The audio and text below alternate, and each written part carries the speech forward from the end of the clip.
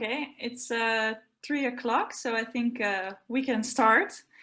Welcome everyone to this virtual knowledge session organized by the Fund Against Child Labour and KIT, Royal Tropical Institute. My name is Rosanne van Vianen. I'm a project advisor for the Fund Against Child Labour. And on behalf of our entire team, I would like to give you a very warm welcome. For the ones who are not familiar with us, let me please give you a short introduction. The Fund Against Child Labour is one of the funds of RVO, the Netherlands Enterprise Agency, to stimulate responsible business conduct. We commission the fund on behalf of the Dutch Ministry of Foreign Affairs, and we provide financial support to companies who want to research their supply chain, assess whether there's child labor, and take measures to prevent or eliminate child labor. So we work together with Dutch companies, local companies, NGOs, and other stakeholders in a multi-stakeholder approach. Besides financial support, we also try to facilitate and stimulate knowledge sharing. So therefore, we organize this type of knowledge sessions. We used to do these sessions live, so we used to come together, have discussions, have breakout sessions, but of course in the current times this is unfortunately not possible. So this is our first virtual knowledge session that we're organizing.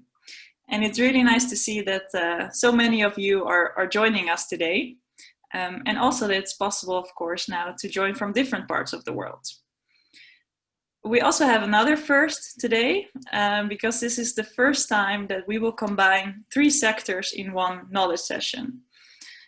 In the past, we have organized already several sessions specifically focused on the cocoa sector, but today we have parties present from cocoa, coffee, and the spices sector. And we hope that this will create an interesting cross-learning effect. So we hope that you can learn from one another today. Now, why did we combine specifically these 3 sectors? First of all, we see a lot of interest from these sectors in the fund. So we have quite some projects in cocoa, we have quite some projects in coffee, and also in spices. And we see some similarities in the challenges and maybe the possible solutions. So we are also very grateful, therefore, that we have 4 speakers today, and they're willing to share their project and personal experiences from the cocoa, coffee, and spices sector. So as I mentioned before, it's very nice that so many of you joined us today. In general, we do see quite some interest, enthusiasm, motivation to work on the topic of child labor, child protection, child development in global supply chains.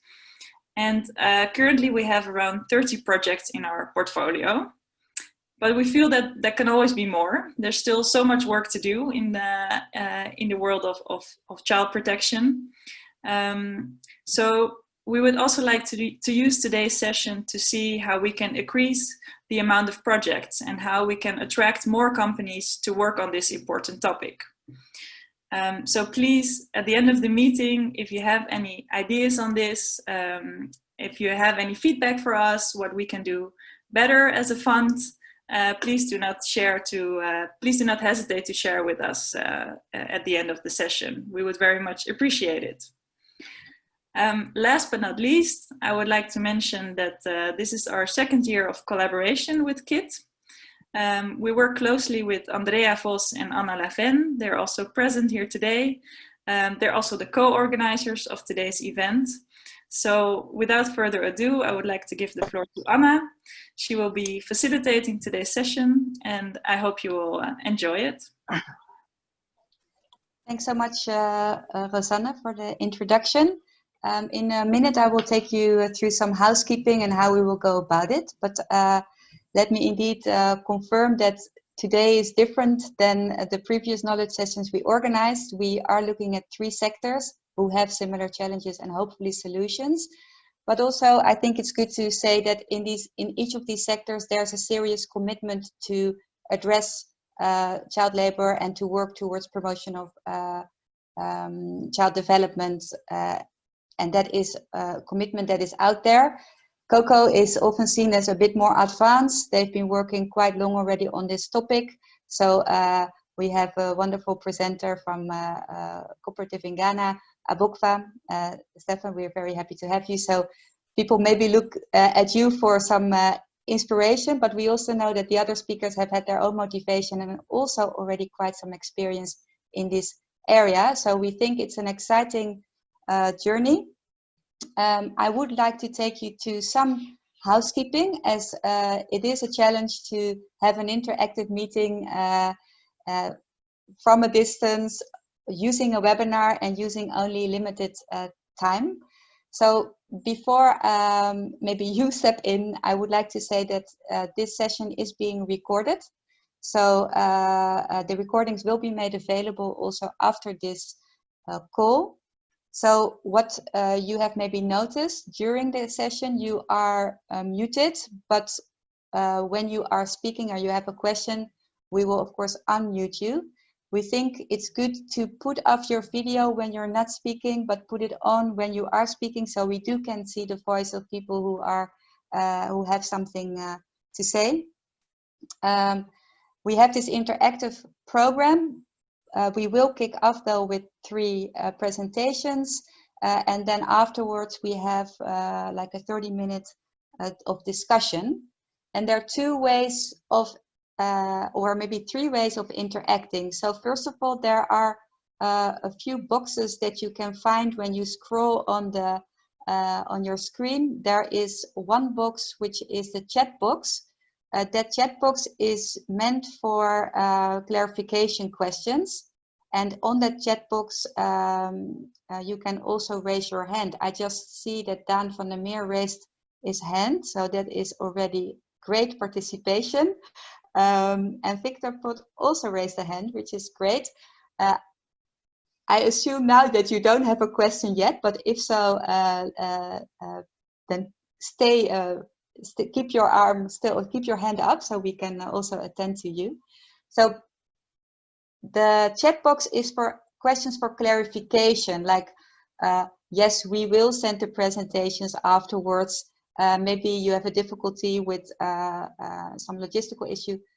You can address those and we will answer those during the session. So Andrea and our team, they will try to get back to you while you have the questions. Then we have also a Q&A box, and that is the placeholder for asking questions, or if you're afraid that you might lose your question when we get to the discussion, you can already put them in, and we will also pull from that source of, we will also source from that pool of questions when we have the Q&A session. But alternatively, you raise your hand. So if you go to the participant button, basically, you can see who is participating, and there you also see a raise your hand option. Andrea will take a close look at that. So if that happens during the discussion, we will actually give you the chance to speak up. We will try to answer all the questions. The speakers will be active. You also, as an audience, we know we have quite some experts in the room. You're also invited to also not only ask questions, but also provide your ideas. The questions that we cannot answer now, we will still keep them and we will try to answer them later on. Because after this webinar, we also produce a digital publication, which we call a digital digest, that will have the presentations, the questions, and the recordings.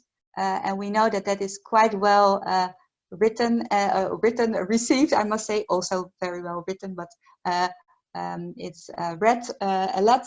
So we also see that as part of this webinar. So we're grateful for your participation, because whatever you say will also end up in this final publication.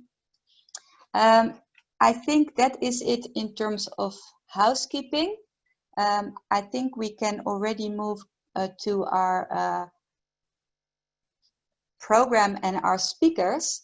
So, well, we are really excited that we have 3 speakers representing the 3 different sectors, spices, cocoa, and coffee. And they also represent different perspectives and they play a different role. So we have Marianne van Cape, the CEO of Verstege Spices and Sauces. We have Stefan Ashia, who is the manager of ABOCFAA. And we have Anneke Fermont and Kunira Moore, who are who have a different role. But Anneke is involved in the Vol Café. I will present her properly when it's her turn. So she's the regional sustainability manager for Vol Café in East Africa. And Kunira, you are the Rainforest Alliance lead for tackling child labor, and you lead the child labor strategy. So we have excellent speakers here, and we would like actually to kick off with you, Marianne. Thanks a lot for being here.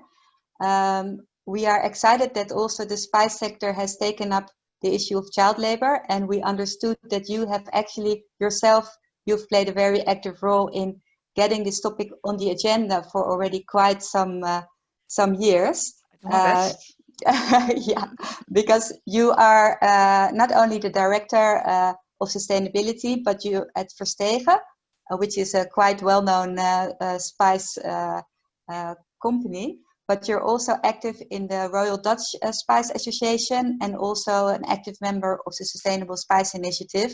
And also in these networks, you have been trying to put child labor on the agenda.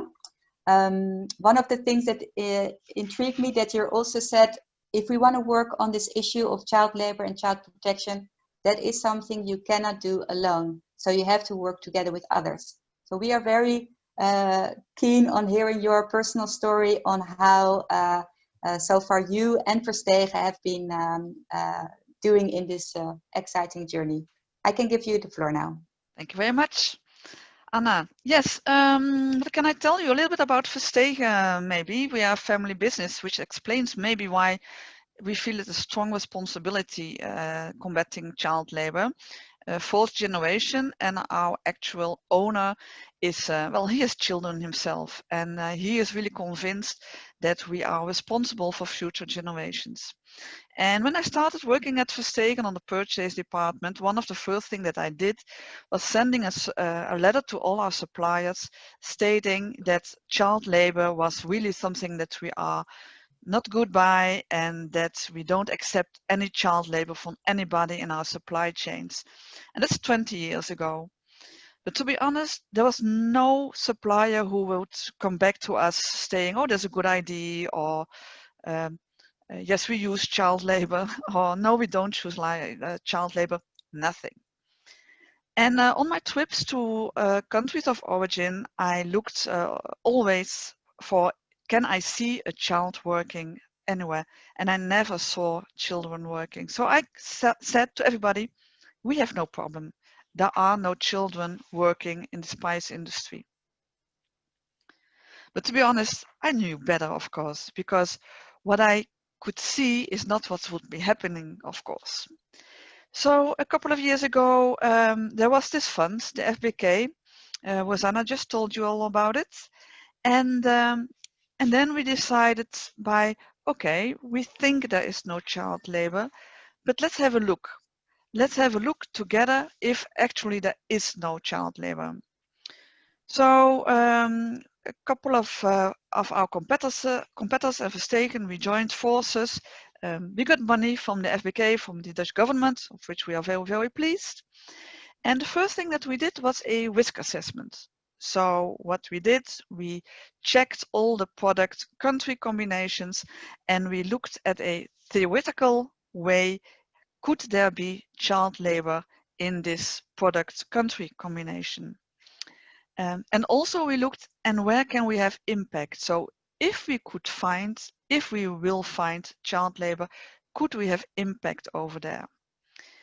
Based on this risk assessment, what we did is we chose 3 product country combinations. One was in Guatemala, South America, one was in India, and the last one was in Turkey. Of course, then we joined forces with NGOs, with companies are really experts in such projects, because we cannot do that. That's clear for everybody. And the first project, the first analysis that I got back was from a project what we did in India with turmeric. This is chili, what you see here, but turmeric is one other big spice. And this project or this report said, no, there is no child labor in turmeric in India. You can imagine how happy I was, because that was confirming what I always hoped it would be. But on the next line in the same report, it says there might not be child labor in the turmeric, but it would be an idea for you to look in the chilies, because we think there might very well be child labor in the chili sector. That's why I'm showing you here the chilies. The next report that we got back was from Guatemala. And in Guatemala, the report said, yes, there is child labor. And this child labor is really a cultural thing. It's part of the way of living of the people over there. And that doesn't mean that it's good, but it's a different mindset, of course. The third report was really devastating, because that was the one about Turkey. And that really shaked the whole spice industry, because that report said there is a big problem in Turkey, and that big problem is due to, in fact, a political issue, because it has to do with Syrian refugees in Turkey who are traveling all over the country, following all kind of harvests. So not only spice, but also cotton, hazelnuts, and all different produce.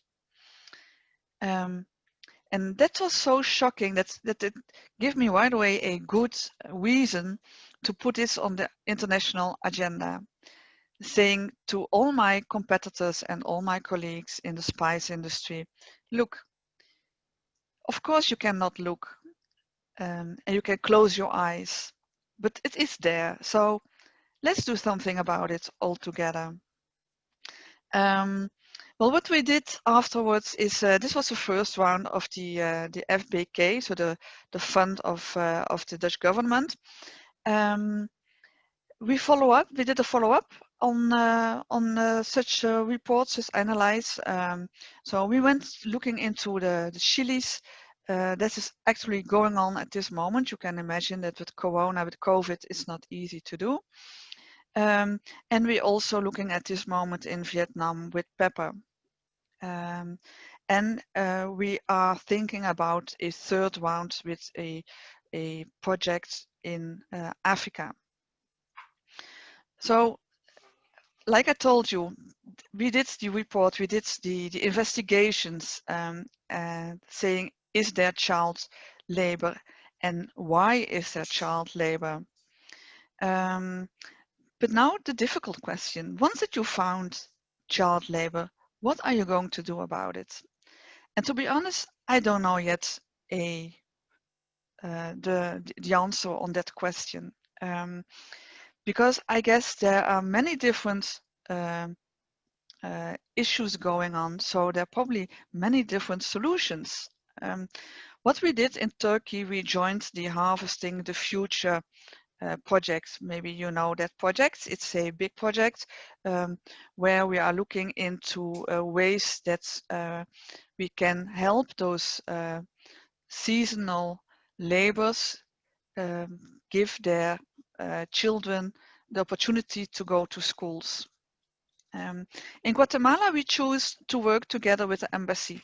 There is a Dutch embassy, and there we have a possibilities to start working together. But what the main thing for me and what we gained till now, and of which I'm really happy, is it's now it's really high on the international agenda. So all our competitors are well aware of the problem. So that's one of the things that I wanted to tell you. When I look at what we found, I still think, by the way, that in our specific supply chains, there is not that much child labor. And that has to do because we work with suppliers, we have long-term relationships, and we discovered that child labor often occurs there where the supply chain is not transparent, where things are being hidden, where things are unclear, when things are on the open market, when prices are not clear, when there are no cooperations.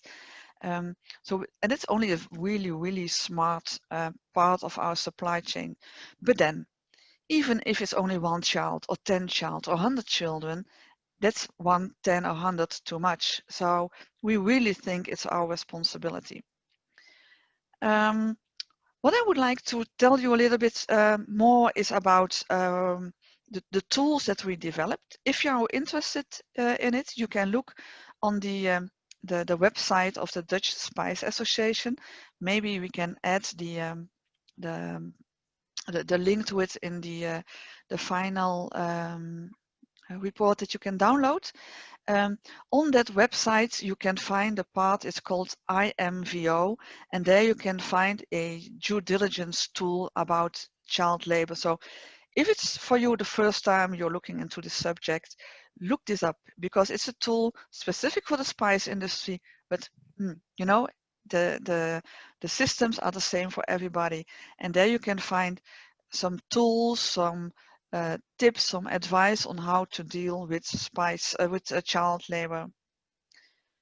Another thing is, of course, that it's pretty clear that the problem of child labor occurs there where there is a living wage, living income problem.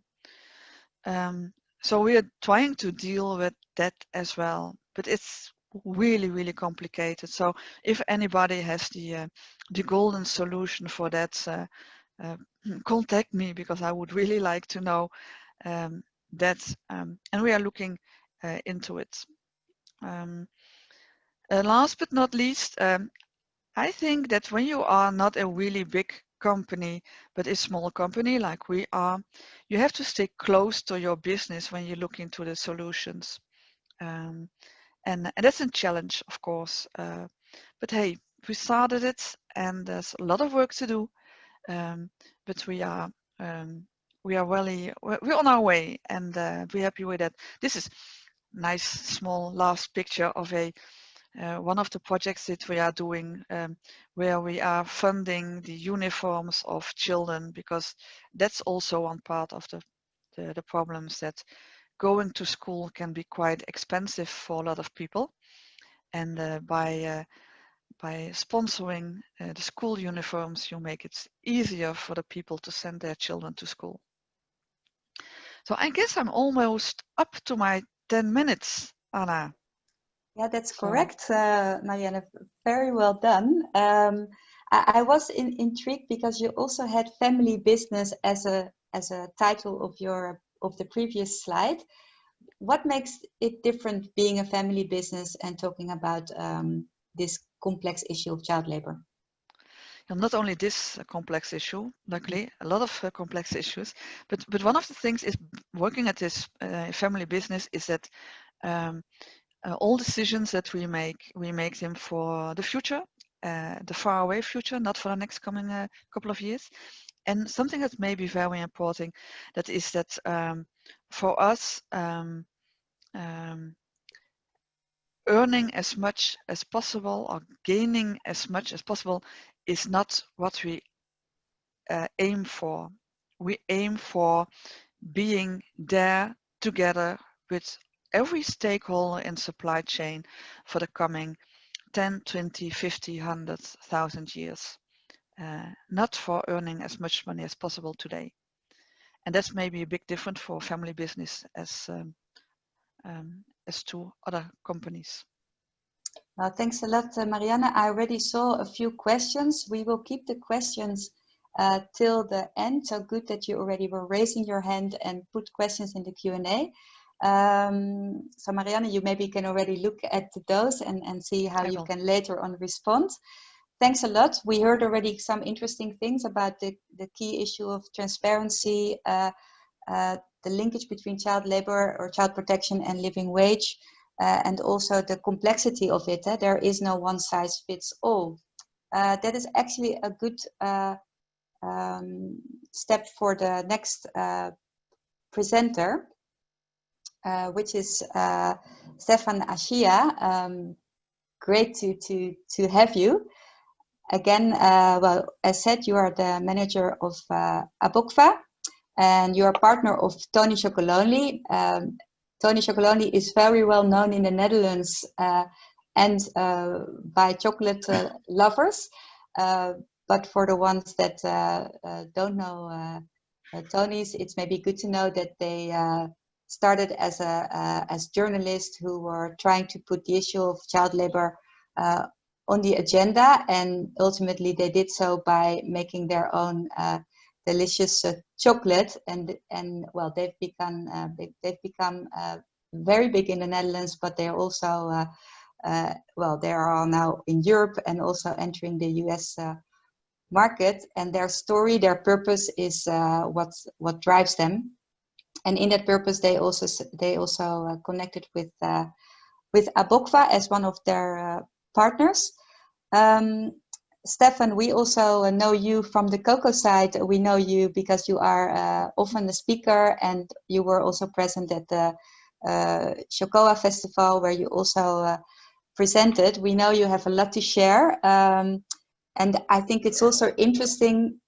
We were talking about there's no one size fits all solution, and that is definitely the case. Nevertheless, in the cocoa sector, quite some companies have decided to use a similar type of approach, which is the Child Labor Monitoring and Remediation System, CLMRS, which was initiated by the International Cocoa Initiative. So,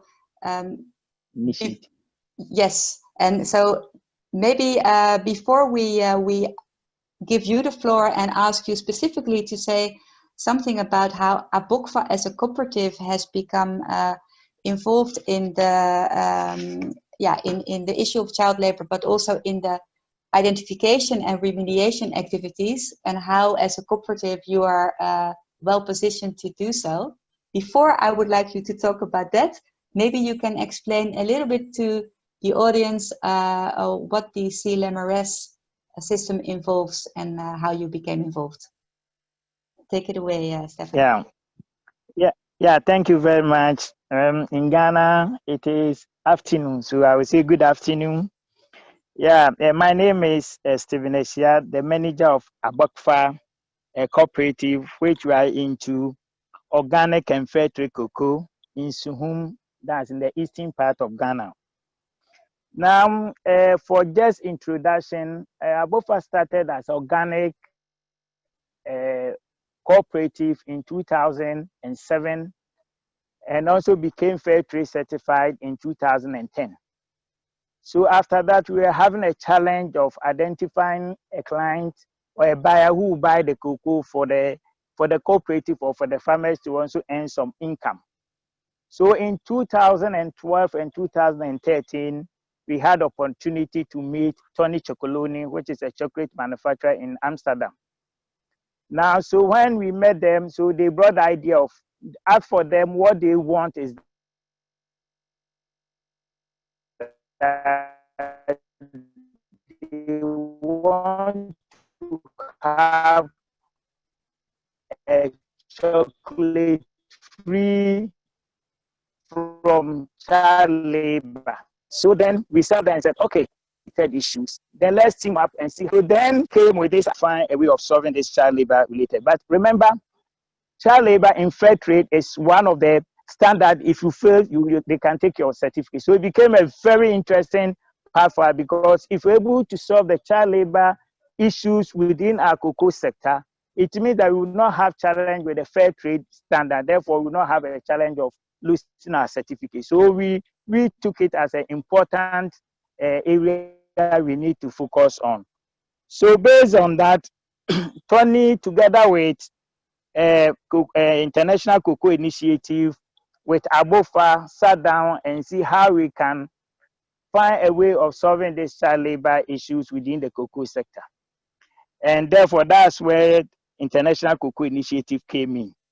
So we sat down and then we were able to train 25 community facilitators. They are young guys within our cocoa area. So we decided to train them 25 community facilitators so that they will take data from the farmers and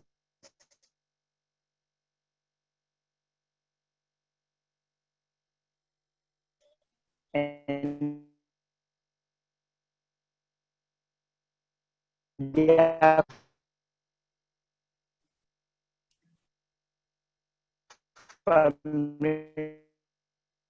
Stefan, we have some difficulty with your connection. Stefan, we have some difficulty with the connection. Maybe for all participants. Stefan, can you hear me? Maybe for all other participants, if you still have your video on, please put it off.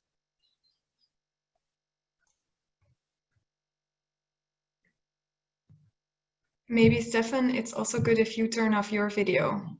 That might improve the connection.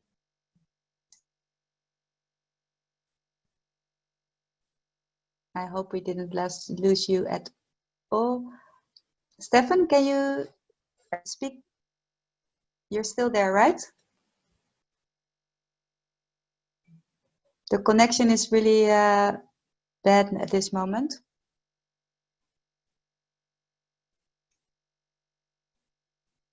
So what I would propose, Stefan, is that we will get you try to find a spot where the connection is better, and then we might now first have the other presentation.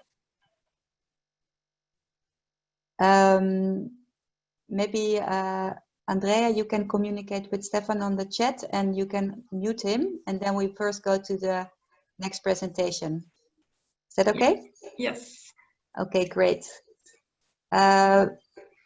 So Anneke and Conera, I hope you're ready. So sorry for this, everyone. It's always a challenge to... The main causes of the chat. He's still there. Hi, Stefan. The connection is very bad, so Andrea will connect with you. Okay, so we now continue with the next presenter. Sorry for this, Stefan, so don't go away, please. We hope to get you back after this presentation. So Anneke and Conera, I hope you're ready. We're super flexible. So maybe Dr. Anneke Vermont, I already introduced you as the Regional Sustainability Manager for ABOCFAA in East Africa. You're actually based in Uganda, and you lead the sustainability department of Kyagalanyi from Kyagalanyi Coffee, which works with 25,000 coffee farming households. And your presentation will be done together with Conera Moore from Rainforest Alliance.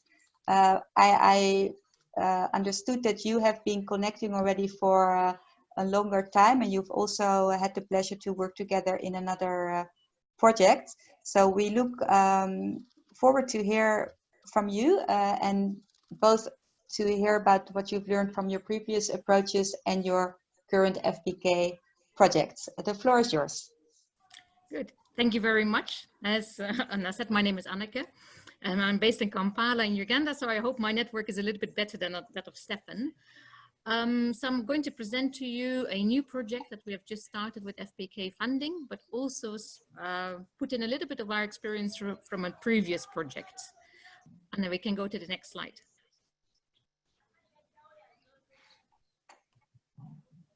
Thank you. So let me first set the scene. It was already mentioned that Kyagalanyi is part of the ABOCFAA group, a big coffee house exporting, importing coffee from origin countries, selling to buyers across the world. We're the #1 coffee exporter in Uganda. We do about 18% of total coffee exports. And besides our normal coffee business, we have a very strong sustainability team, over 100 staff across the country, working with 25,000 households this year, located in 5 sustainable Arabica and Robusta coffee schemes. We're working together with Rainforest Alliance, who I think you all know is an international certification standard that was formed in 2019 from a merger between the old UT standard and the old Rainforest Alliance standard. Now, Rainforest Alliance and Kyagalanyi have already been working for 5 years together on child education projects in West Nile, which is in the remote northeastern corner of Uganda. We work there with 6,000 smallholder households. And the key problem we faced in this area is that some of the children were not in school at all or partly out of school. So basically, this is a form of child labor that we had to solve. So we've been working on different community approaches, and we managed to return 1,200 children back to school.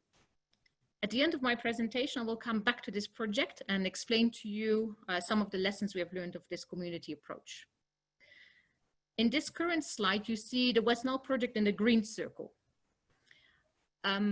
Since in the last few years, we have been expanding our operations, and we started working in the Rwenzori, which is the area on the left of the slide, on the border with Congo. And we also expanded to Masaka, which is the biggest circle next to the lake, next to Lake Victoria. So in both of these areas, when we started working here, we also realized there's child labor here. In the Rwenzori, we saw quite some children out of school. And in the Masaka area, we found a lot of teenagers that were spraying using chemicals. So we realized in both these areas, we also want to do something. And so we managed to partner up again with Rainforest Alliance. And this time we also brought on board GDE, which is a big coffee buyer and roaster based in the Netherlands, but they sell their coffee all over the world. I think most of you know them. And we also managed to link up again with the same NGO that we work with in West Nile, which is called CEFID. So the 4 of us will be the main partners in this project, and we'll of course be working with local government. So the 2 areas we're working in are quite contrasting, which makes a very interesting study area for such a project. The Rwenzori area is an Arabica area. It's really remote. It's 8 hours driving from Kampala, the main capital. It's a very steep, mountainous areas. Farmers have very small farms, very difficult access. So there's only few schools available in the area. And that's quite contrasting to the Masaka area, which is only 3 hours away from Kampala. We see a lot more wealthier farms. We actually ourselves, we work with the larger type of Robusta farms in this area, and we see more schools in this area. So once we got to FPK funding, we have managed to complete Project A, the baseline survey, and we have just submitted Project B. So we can, thank you. So I want to share you very quickly something about the baseline research. So the research was commissioned by Rainforest Alliance, Kyagalanyi, and GDE, and it was carried out by a Dutch consultancy firm called Aid Environment. Aid Environment has already been working with us in our West Nile project. So they're very much aware of the type of child labor that you find in Uganda and the Ugandan farming system. So that really helped them to quickly come on board for this particular study as well. So the approach they used, they did it in 3 phases. So the first phase was a 2-week field visit where they focused on qualitative assessments and piloting their household survey. Then they came back for another 2 weeks of field visits, and they focused much more on a quantitative assessment. And they ran full household surveys. And then in the third part of the study, they analyzed all the data and they wrote the overall impact study. They used a range of different tools. They did interviews with key stakeholders, local leaders, teachers, farmers, local government. So there was a lot of different people they interviewed. And they did focal group discussions as well with both communities, school teachers, and in the Masaka area, they also interviewed halaries, which is like a small private industries that do part of your coffee processing. And they did focal group discussions with children as well, which was quite innovative, I think. And it also gave us a lot of very rich data. Then they also ran household surveys with the Kyagalanyi members. And very important for us, they made an assessment of the local NGOs that were available in the area. Because before we started, we didn't know which NGO we were going to work with. And because of the assessment, we realized that the capacity of the NGOs in Masaka and the Ruwenzori was quite low. So that's why we decided to invite Cepheid back into this project again as well. Next slide. This slide gives you the key results from the child labor surveys that were done, so the household surveys. So it shows you for the two areas, for the different ages of children, the amount of children that were surveyed, and the percentage of children that were out of school, partly out of school, in dangerous work, and working outside the family farm for the different age categories. Now for Uganda, mandatory school age is between 6 and 13 years. So it's the middle column for each area. That is where your child labor is focusing on, or where we're focusing on to identify child labor when it relates to school attendance. So we can see that in Masaka, we have about 10% of the children being partly out of school, but a much higher percentage in the Ruwenzori, 39% of the children is out of school that have to be in school. Then if we look, what is also child labor is dangerous labor below the age of 18. So there we can see that in Masaka, we have a lot of children or a lot of teenagers, 28% are involved in dangerous forms of work, and that's particularly spraying chemicals. A much lower rate of that in the Ruwenzori, because in the Ruwenzori people are much poorer, so the use of chemicals is a lot lower. Then another form of child labor is children working outside the family farm if they're below 13 years old. So we see about 17% doing that in Masaka, but a much higher percentage in the Ruwenzori because children are needed to bring additional income to the family.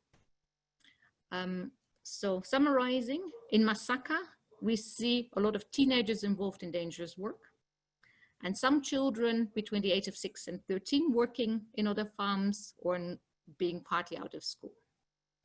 While in the Ruwenzori, the focus is different. We see a lot of children between 6 and 13 not being in school and working, and young children working outside the family farm. So that gives us two very contrasting situations.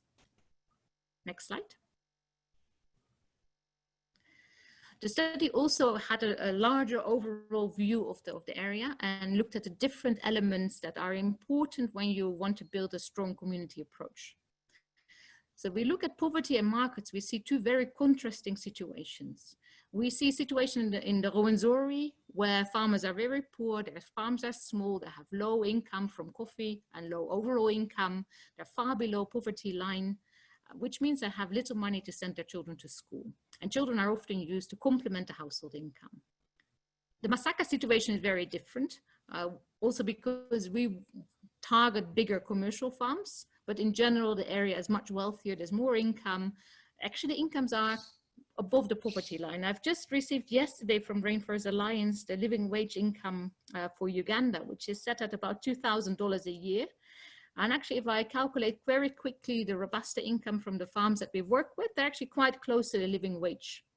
So that means they have more money to send their children to school, also to private schools.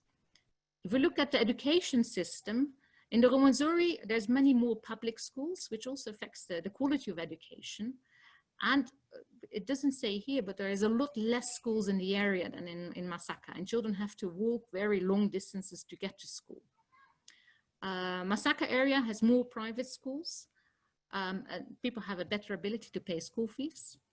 But in both areas, we see there's concerns around the quality of education and concerns around child safety in school.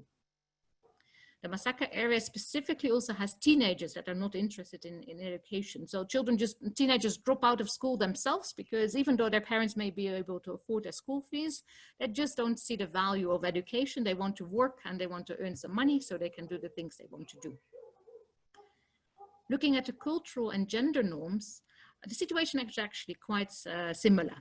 In both areas, and it's actually not a good situation, in both areas, child labor is accepted by the community. And it's accepted that children are involved in dangerous work. It's often not even recognized as being dangerous work. Both communities as well, we see that women have very low decision-making power And there is polygamy, which also undermines often the decision-making power of women. If you look at policies and governance, it's a reasonably okay situation. On the one hand, we don't have any local bylaws on child labor, and we see problems with law enforcement on child labor, particularly when children are working in particular facilities like the halleries, the small private companies that are processing part of the coffee. But on the other hand, we see that public schools are free, and in many areas we see child labor committees. So we can go to the next screen.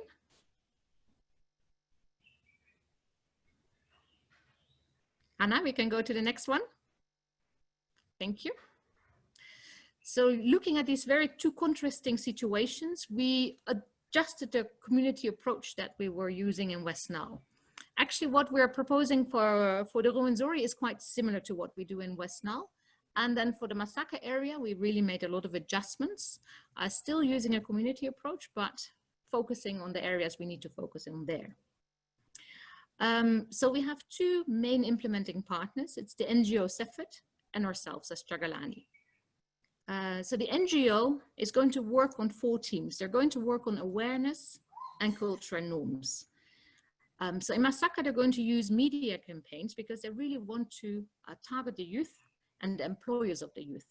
So we thought, and it's also a very wide area, it's like 4 districts, a huge area to work in. So we thought media campaigns are going to be the most effective way of reaching out and trying to start changing the norms and values around dangerous labor, dangerous work by young people. In the Rwenzori, we're going to use the community child labor structures much more and work at very low level within the communities to start changing the awareness. This is something we have done as well in West Nile, and it's working really well. The NGO is also going to focus on education. In the Rwenzori, we're going to work with the primary schools because we see a lot of children out of school. So when you start identifying these children and pushing them back to school, you need to put a lot of focus on remedial teaching. Because these children have a big, what do you call it? They're behind in their education, so they need some extra remedial teaching. We're also going to set up children committees where children actually identify their own peers that are out of school, so they can notify their teachers. And we're going to run children's clubs to raise the awareness of children, of the importance of being in school, importance of particularly the girl child to be in school, making menstrual pads so the girls don't have to drop out of school when they have their menstrual period. And we're going to work with the teacher parents associations to also increase the awareness. In the Masaka area, we're going to focus very strongly on skills building, skills for the young people that dropped out of school, the teenagers that dropped out of school. They don't have to be in school anymore, but we would like them to learn more. So one of the skills building programs we're going to do is building an internship program. Oh, and I'm not yet done. No, sorry, I'm back already. Thank you. So we're going to build an internship program where we're going to link teenagers to very successful commercial Robusta farmers so they can really pick up those Robusta farming skills. Then the NGO will be involved in child labor identification and remediation. Particularly in the Rwenzori, they will work at household level. So they will have child labor liaison officers that will be visiting all the households and working within the communities to do this. And the NGO will focus very strongly on working with government. In the Masaka area, they will work with district leaders because we're working in 4 districts. And in the Rwenzori, they will focus more on the local leaders because it's a much smaller project focusing on sub-counties. Kyagalanyi will be very much involved in child labor identification and remediation as well, because we have all of our field staff visiting all the farms, doing internal inspections where they will be able to identify child labor. So this is an area where we work very strongly together with CEFIT. Our other role is focusing strongly on improving income from coffee, doing a lot of trainings on agronomy, both in groups and at household level, and offering better prices for the coffee. So people earn more money from coffee and they will be able to send their children to school. which is more important in Rwenzori than in Masaka, to be honest. And then finally, we'll work on access to finance. And this is particularly in the Rwenzori area, where we'll be set up saving and loan associations to help families save money and reinvest either in school fees or in improving their farm. And the VSL is also offer the opportunity to link in with gender and to bring a lot of gender messages across.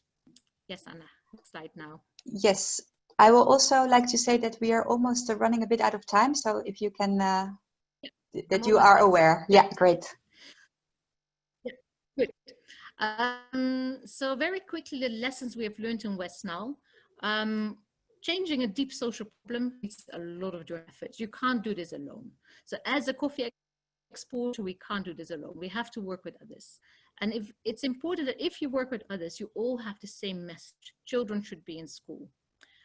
And that really helps to change the cultural norms and values of a wider community. We've also learned that integration of gender and child education approaches work really well. I won't go into the details because that was part of another webinar from KIT, and you can learn more about that.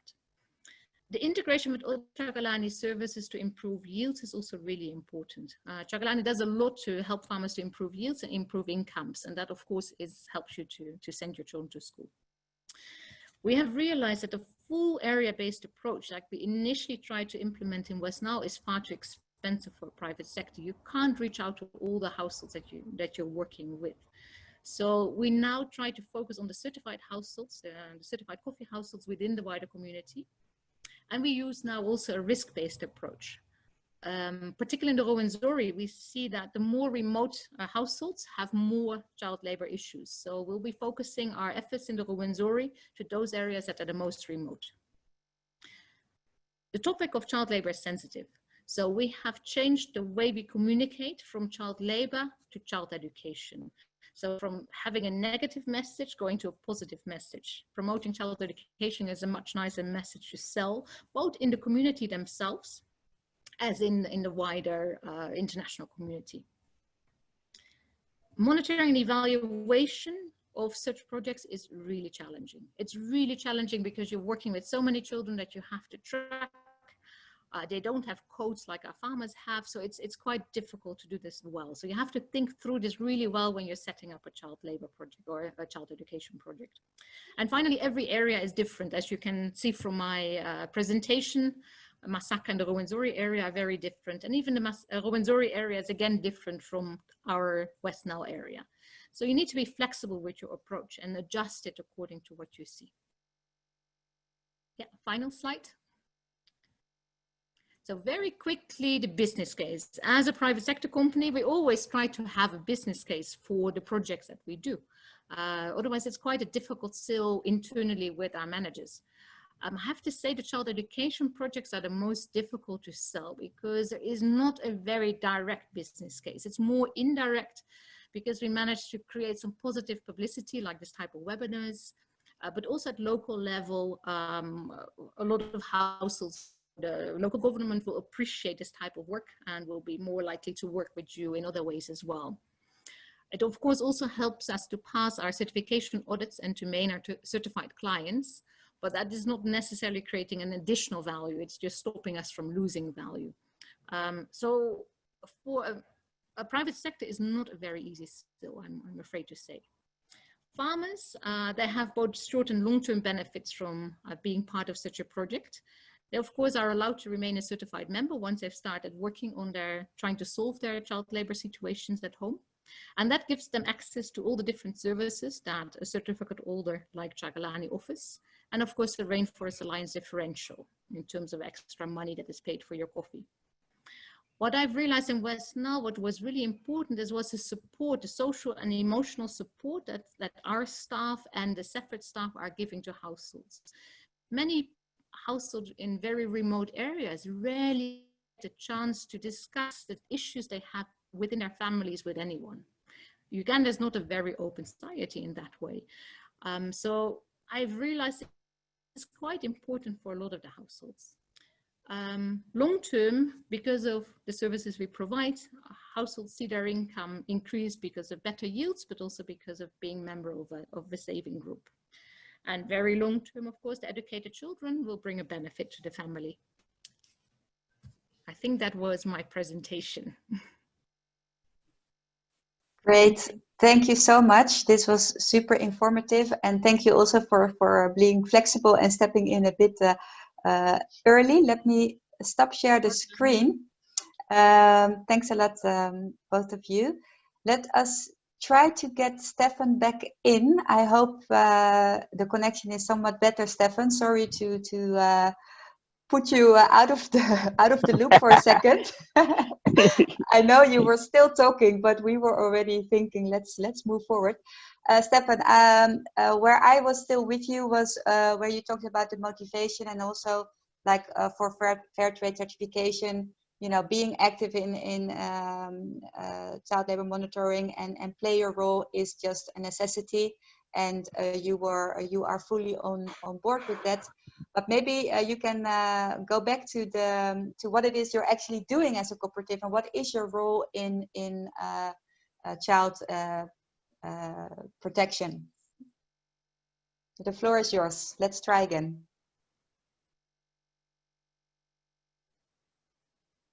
Much, Anna.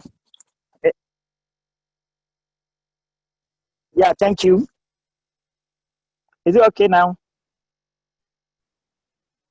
Yes, please go ahead. Okay.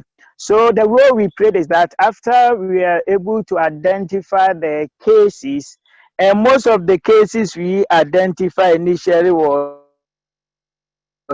children going to the farm without protective clothes like warranting boot and that kind of it. And also some children were carrying heavy loads beyond the permissible level or permissible distance they need to go. We also identified that some children were reading with sharp a knife and then breaking of cocoa pod with knife. But I must emphasize here that they were doing for their own family, not from somebody else, but they were doing it, the parents were going with them to the farm, and this was what we identified. So based on the identification, then we need to come out with what is called a remediation for them. So first we need to create awareness. So the community facilitator has to go and then work, train the farmers and the families about how they should be able to avoid the child labor cases we identified. So based on that, we came out with the remediation. And the remediation, we realized that there's a need to spread it across. We don't want to use one-way approach. So what we did is that we saw that if the children could do like spraying, pruning and all that, it means that then there's a need for us to come in as a cooperative to support. So we set up what is called pruning team. And what they were supposed to do and what they are doing now is that they go and do the pruning for all the farmers we are working with. And we use part of the premium we receive from the cooperative to pay or to give as a motivation to the team to do the pruning for the farmers. Also, we realized that we want to avoid children being used to spray. And remember, we are organic, but we also get organic insecticide. So what we did is that we have set up a spraying team, and this spraying team also works for the farmers. We receive the chemicals, we call it pyrethrum. We receive the chemicals in our office, and then the spraying team also go and do the spraying for all the farmers we have. Also, we try to avoid children not being used for weeding and that kind of it. Therefore, we help the farmers to form a network group whereby they go and work together. Now, today, if they go and work with a farmer A, tomorrow they all move together and then go and work for farmer B, so that they can avoid the use of the children to do that. And again, we also realized that the children were also supposed to be taken care of. Therefore, we find remediation after discussing with the children. We realized that some were also moving from far distance before they get to the school. And therefore, we provided bicycles for the children who were from far distance so that they'll be able to come to school on time.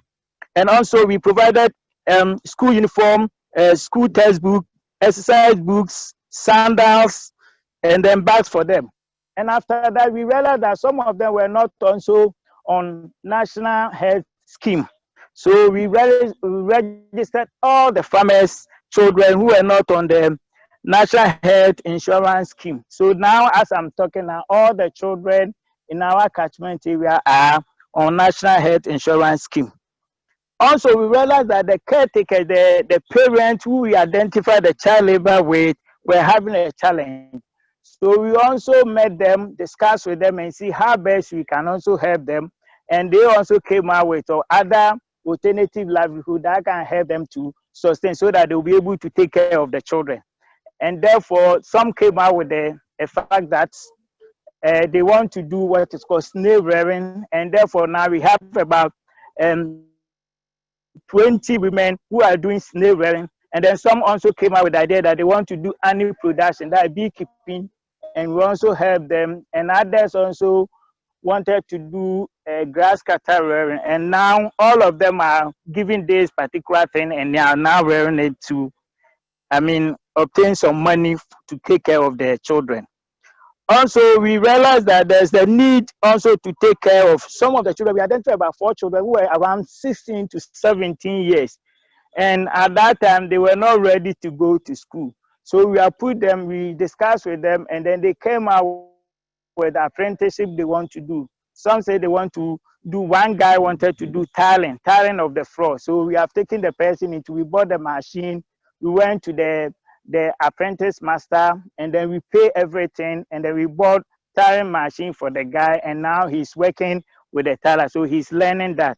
And then 2 ladies, one is learning seamstressing, and other one is also learning hairdressing. We bought the tools they need for them to be able to do it. So now they are all in the apprenticeship.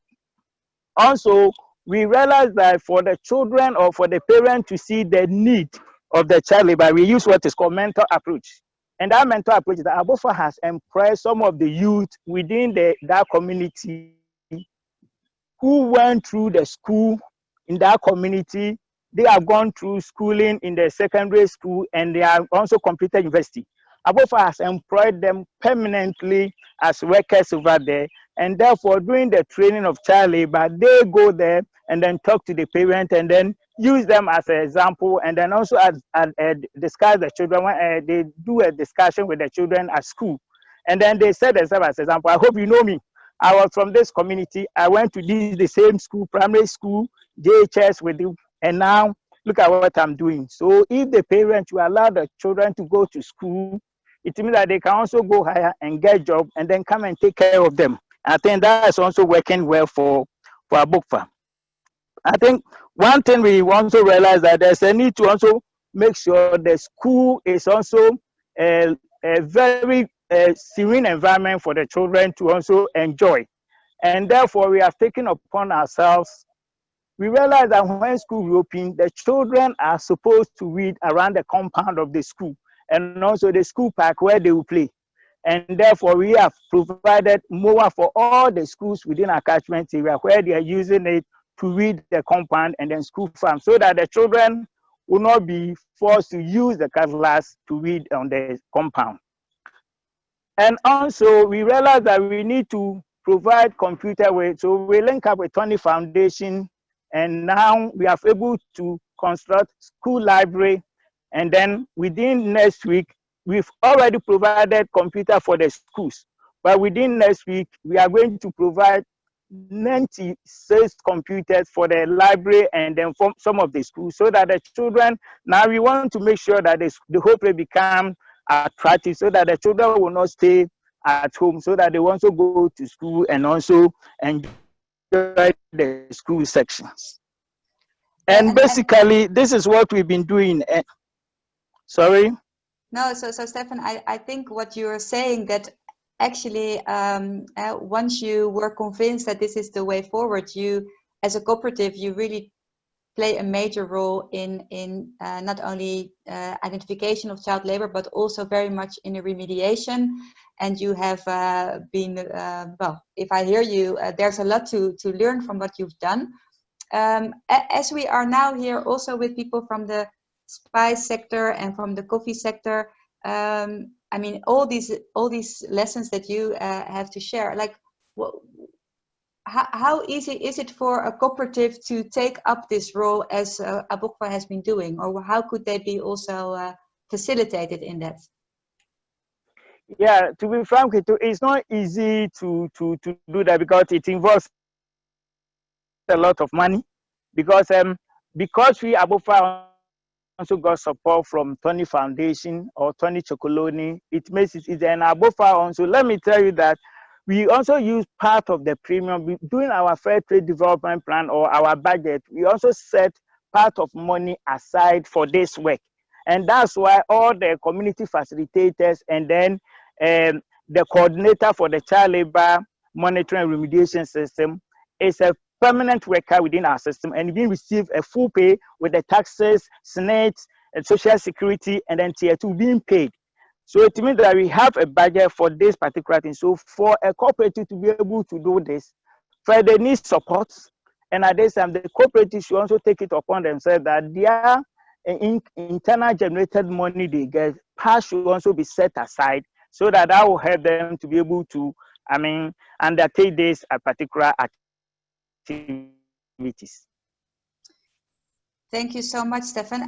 Because of the time, I would like maybe to open the floor and to see if there are questions from the audience to either of the speakers or to the FBK. So maybe Andrea, I've seen that there are quite some things in the chat. Could you maybe help me with opening the discussion? Hi, yeah, of course. So I must say that our panelists have been amazing at already answering almost all of the questions in the Q&A. So that is really, really great.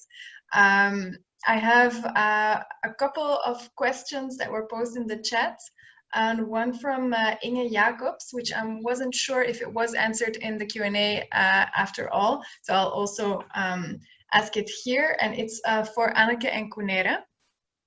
So the question is about the results of the survey in Masaka and Ruwenzori. Did you also get a sense of the percentages of children actually in school but still doing hazardous work? What we are seeing in Coco is that being in school is not a guarantee that children aren't doing hazardous work. And Inge is wondering if they see the same, if Kunere and Anneke are seeing the same in coffee. Yeah, and Inge, if after the answer you want to get back, please open also, let us know, so we will open your mic. Inge Jacobs is from Mars Chocolate Company. I completely agree with Inge. There is, oh, let me turn on my video as well. And I completely agree with Inge. There is definitely an overlap. If you're in school, it doesn't necessarily mean you're outside, you're no longer doing dangerous forms of labor.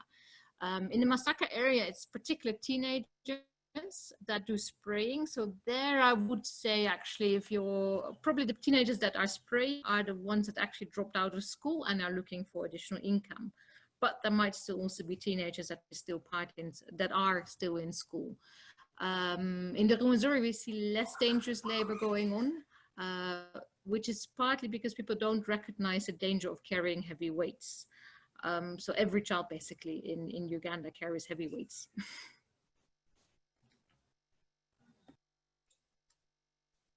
If that is sufficient, Inge, if not, let us know. And otherwise, Andrea, is there any other question you would like to pose? Yeah, I have a couple. I have two comments actually for Stefan. John Kehu and Pavitra Ram, who both really liked his talk, and also say that the similarity across the different businesses are really clear, and congratulations. So I wanted to share that. And then I also have a question for Marianne from Giacomo Celi. I think he's no longer in the webinar, but I thought it's still interesting. So Giacomo is saying, Marianne mentioned that child labor in Guatemala is cultural. In our experience, families are forced to take their children to work because there is no alternative. In the case of coffee, the problem is that schools are closed during the harvesting period, which makes this issue even more complicated. Is this the same for spices? So I can repeat the question, Marianne, if you like. Question, only the dog doesn't agree. Jetje, yes, I think. Well, we discovered indeed that I don't know. It's okay. The dog is not so loud on the speaker, No, so it's okay. okay. We saw indeed that schools are closed during harvesting time, but in the end, that's also in the rest of the world probably. All school holidays are related to harvesting moments. That's why in Holland we have a holiday in somewhere in October, because that's the time when we used to harvest spruitjes.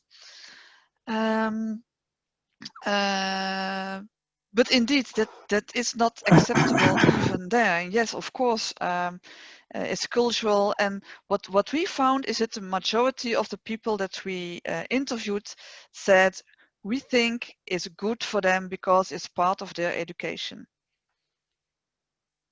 Yeah, that's what they said. Is that acceptable? No.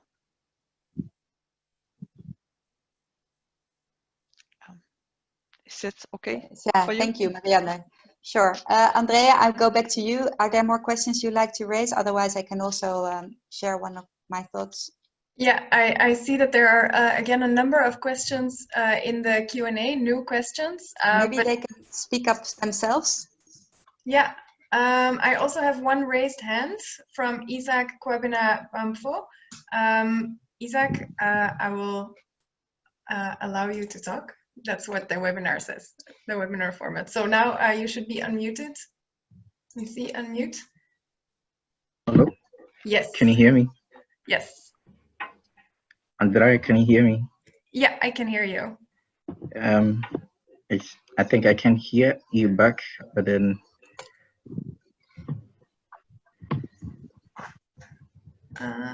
I can hear you back, but I don't know if you can hear me. Okay, yes. Well, maybe let me go we can up hear with you my well. question. So my question will go to Marianne. It's a quick follow-up to what you asked about the fact that in Guatemala, they found out that child labor, it's more of a cultural thing, and they collaborated with the embassy. But then I would like to know a little bit more about their collaboration with the embassy and what they did, because when the guy from Ghana was also doing the presentation, he started by saying over there too, it's more of a cultural thing. But he went ahead to highlight a number of projects that they were doing, which for me, I felt if this is a cultural thing and if child labor doesn't really exist within where their project is, why they need to go ahead with all these projects. So I just want to know, in the case of Guatemala with spices, when they realized that it was more of a cultural thing, what really did they do with their collaboration with the embassy? No, we just started with the discussion, so I cannot say at this moment that we actually have something concrete that I can show you or tell you. It's just that we started the discussion with the embassy, with local partners, with our first tier, second tier suppliers, and it all comes down in the end about living wage, living income. And so that's the way that we probably will go when we talk about solutions. But at this moment, I don't have anything concrete to tell you.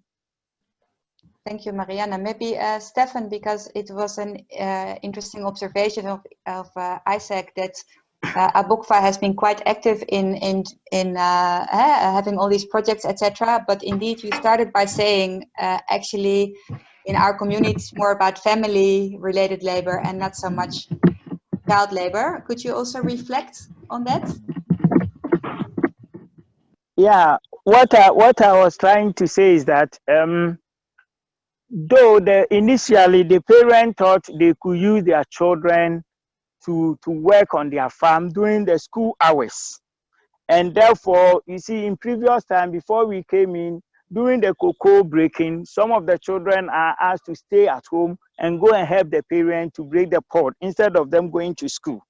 So we realized that there's a need to educate the parent and let them know that during the school hours, you can't use the children. They have to go to school and learn so that it can help them, because other children will go to school and learn, and at the end of the exams and the rest, it is going to affect your children.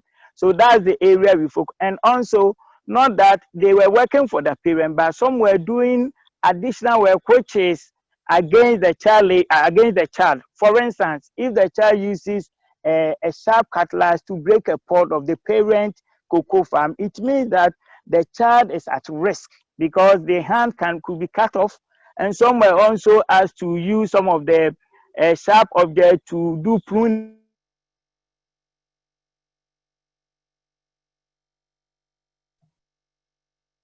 And that's why we realized kind of it. So all that I'm saying that there is a... Stefan, you're cut off. I think we got most of your response. That's all that I was trying to say. That was good. Andrea, is there any other question? Yes, we have one more raised hand from Jan-Joost Kessler. Jan-Joost, I think you should now be able to unmute and speak. You hear me? Yes. Yes, okay, thank you. I think you note a difference between the West Nile approach and the approach in Ghana. In terms of, I heard Stefan say that the project, or the Tony Chocolonely, if I understand well, offers uniforms to children, and they also support schools directly, if I'm not mistaken.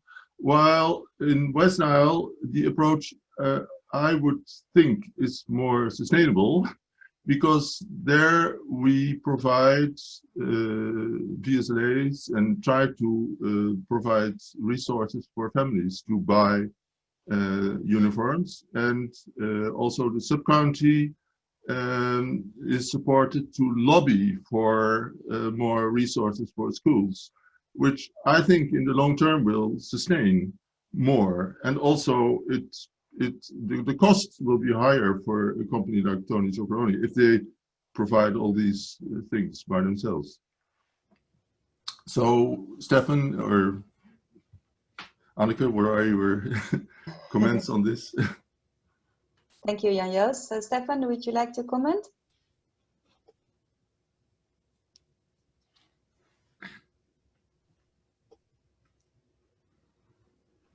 Are you there, Stefan? Did you hear the question of Jan-Joost? Hello.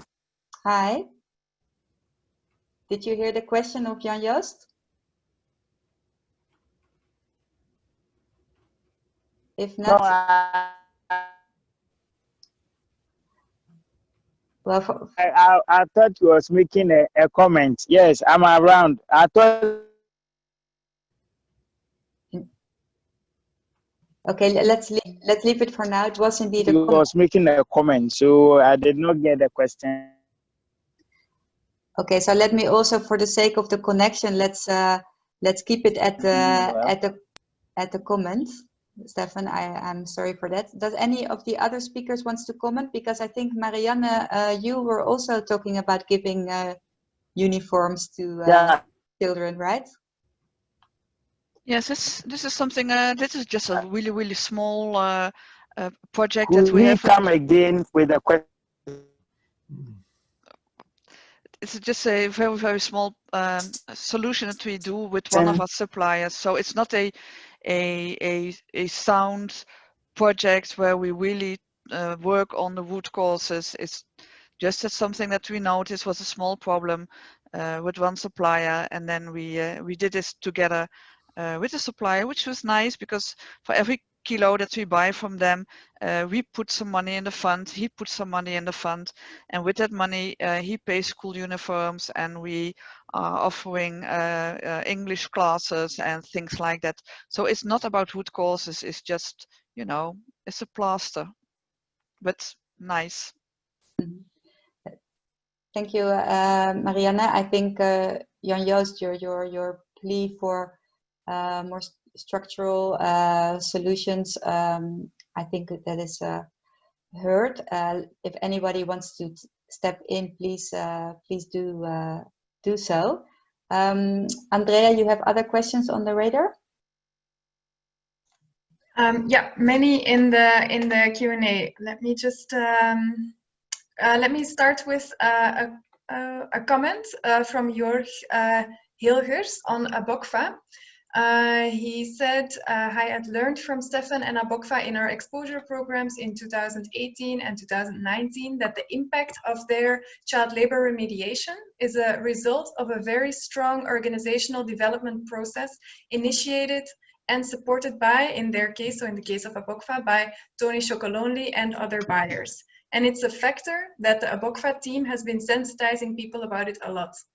Moreover, getting children into school has to be combined with business and farm input services to the members, because shortage on farm labor, shortage of on-farm labor has to be dealt with on household levels.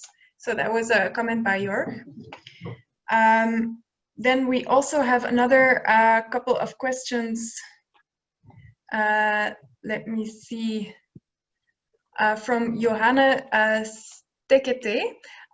She's asking, what do you think about possible changes in power relations within communities and privacy issues when community members are checking on other community members, for example, in the child labor monitoring and remediation system in COCO, but also in similar systems in other sectors. So really about privacy when certain systems are using people to check on other people. Maybe because of the connection, can I ask Anneke or Kunera to take this one? Can I come in? Okay, sure, Stefan, give it a try. Yeah, I think what the second question posed by maybe I've forgotten the name, but what I would say is that yes, the community people can also check on the people. That's what that we are doing. The community facilitators we chose they are living with them, they are staying with them, and they also go to farm with them. So they know everything about each farmer. That's why we're able to identify. If we bring somebody outside who does not know the community, does not know the people, does not know how they do their thing, it will be difficult for them to identify, because sometimes when they see a foreigner coming, maybe they might decide not to use it. But if you have the people, the same community people who are working with them, who are staying with them, they are able to identify the cases more than using maybe foreigners or somebody outside to come and look for the child labor cases. That's why we're able to see all this, because of the people within the community working with them and also staying with them. But Stefan, do you have any experience if that also sometimes poses risks or maybe disturbs relationships in the community?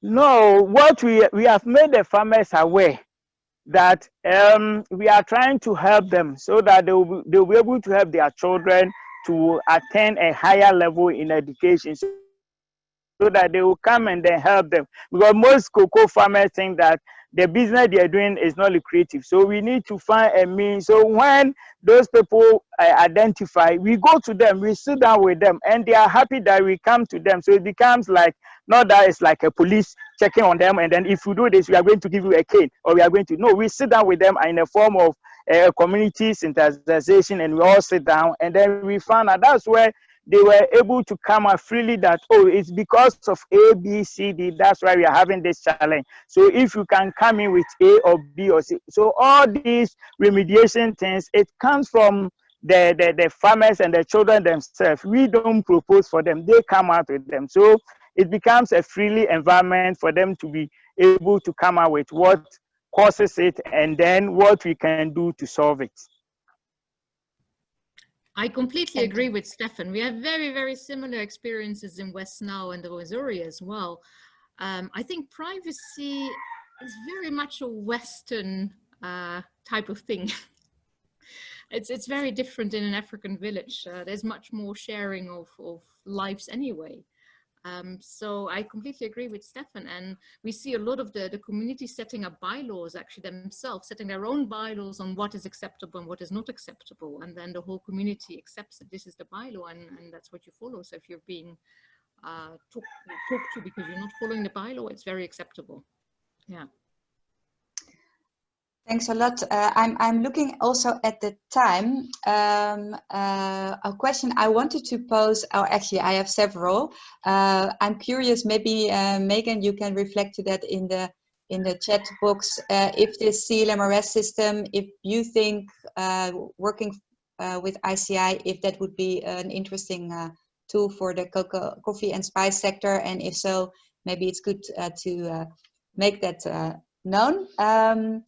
Another question I had, because when we started this meeting, Rosanne from the FBK, she shared one of the challenges for the fund is to attract more projects, and we did hear Stefan talking about the cost involved in remediation particularly. Also there, please feel very invited to also send your suggestions on what the FBK could do to attract more proposals, or what they maybe should stop doing. You can still use the last 5 minutes to put that in the chat box. We will not answer that now, but please feel invited. What I then would like to do is move to the last minutes. Besides a few reflections from my side and from the fund, we will do some housekeeping, so what is expected as next steps. Thanks, this is very challenging, this type of webinar, but I did hear a lot of interesting content and experiences, and pretty hands-on. Also, you shared quite some, you mentioned a few resources, which we definitely will try to make available for the larger audience. A few interesting things that I picked out, this whole emphasis on a good local infrastructure involving cooperatives, but also NGOs and a community structure. What I heard a lot was about this, the role of teenagers in child labor, and that we could see that maybe as a specific group, and also think about specific interventions to support them, and also involve those teenagers in what type of support would they actually benefit from. We didn't talk a lot about bringing in gender in the child labor discussion, but in previous occasions we did do that. We have interesting digital digest on that, but I think that was also raised as a key issue to integrate if you want to come up with good solutions. I heard quite some communalities. The VSLA, the Village Saving and Loan Associations, they were mentioned by the coffee sector, but they are very well known also in the cocoa sector, and maybe the spice sector can be inspired by that. We also agree that there's no one-size-fits-all type of approach. It's complex, and I hope therefore that you also welcome this cross-sector learning, and to bring in maybe some new ideas that you didn't consider yet while you were thinking in your own value chain. Let me ask the FBK if you have either Rosanne or somebody else, if you have some final reflections from your side, that this is the moment. No, I think I just, yeah, I will keep it short. I just want to thank everybody for participating. It was a little bit of an experiment for us to combine these 3 sectors into one session, but we got some positive feedback on it. I think indeed that you can see similarities in challenges across the sector. So we're happy that yeah, we could come together today and share with each other. We will send out a short evaluation, and Anna will also say something about that in a bit. Yeah, and also big thanks to all the speakers. Very interesting stories. I think we can say that, yeah, we're proud to support these projects. And indeed, like Anna was saying, we're looking forward as well to work with many more companies to combat child labor together, because, well, there's still a lot of work to do. So yeah, if you have any specific ideas, please feel free to contact us, email us. Our email address is below. So yeah, thank you everyone for participating. Thank you so much. I also like to thank again, particularly the speakers. So thanks a lot. It also requires quite some preparation, and thanks for sticking with us, and thanks Stefan for traveling to Koforidua to get the right connection. Andrea, can I ask you to briefly reflect on the next steps, and then we close this for today? Yeah, as I already put in the chat, we will launch a digital digest of this webinar, which basically means it's a summary of what was talked about, PowerPoint and a recording and additional resources, and of course beautiful pictures also.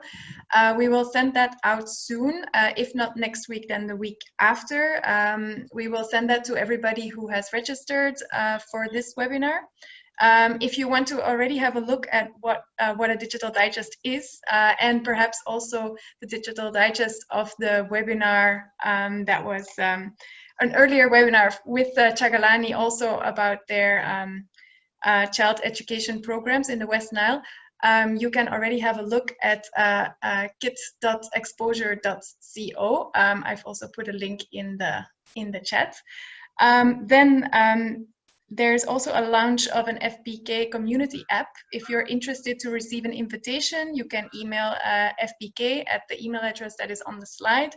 And there's also a SPICE event, which perhaps Marianne could tell a little bit more about.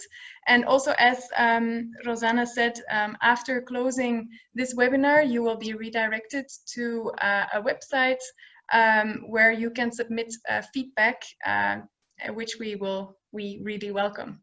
So about the SPICE event, maybe Marianne, you can say 1 or 2 words when it is and what it is. Yes, of course. For every participant from the SPICE industry at the end of October, out of my head, 28th of October, we have this meeting together with the kids and the Sustainable SPICE Initiative, and we're going to discuss about the Sustainable SPICE Initiative, but surely also about child labor and other issues that we have. So please join us. I guess you can find information at kids or on the website of IDH Sustainable SPICE Initiative.